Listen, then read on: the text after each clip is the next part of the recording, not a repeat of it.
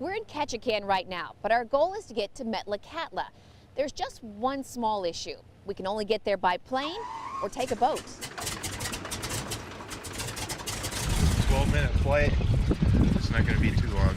A little snug for a bit.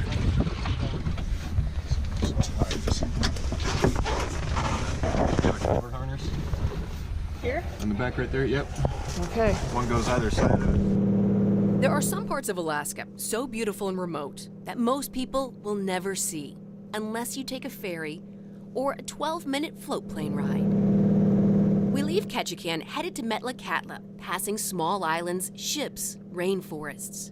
The day, beautiful and bright, spreads before us, and as we touch down on the other side, we realize this is no ordinary island. Metlakatla di Wilwatku, Lachkibudi Ero, Nugatismas, Wadina Guadu, Lachski Echt. I see this is what our ancestors made for us, and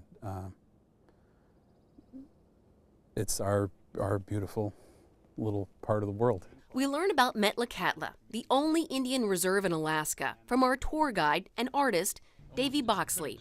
He's one of only 1,400 people who live here.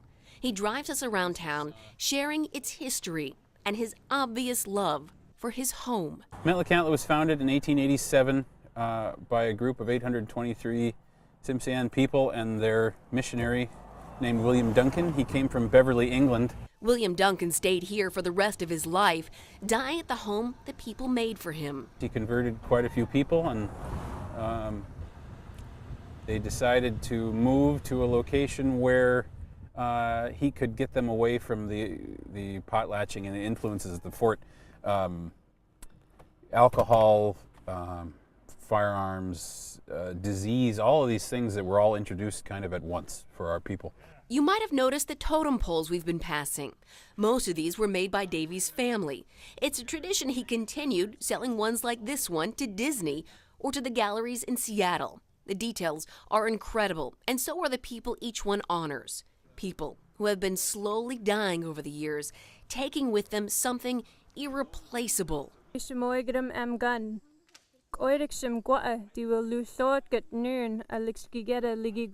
Time to fix this crisis is running out. Shimalagic is a dying language. We only have 5 fluent speakers left in our village right now. Only 5. And the only ones left are more than 70 years old. The bark has grown back over. Candy McGilton is also an artist.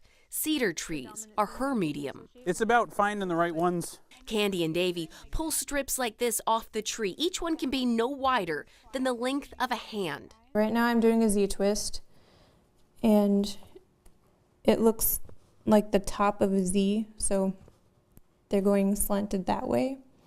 And again, I'm weaving in a clockwise motion.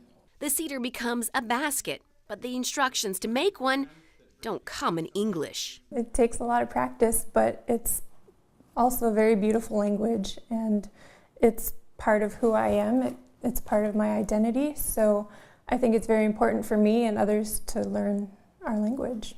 Candy and Davy started a nonprofit called the Hayek Foundation, where they're passing on the language and the culture as they learn it from the elders. As cedar becomes a basket, old becomes new. Fibers of 2 worlds woven to create a timeless connection to what was before, is now, and will soon be. I would say that it's the most beautiful place on earth. You can't go anywhere on this island and not be in awe of its beauty.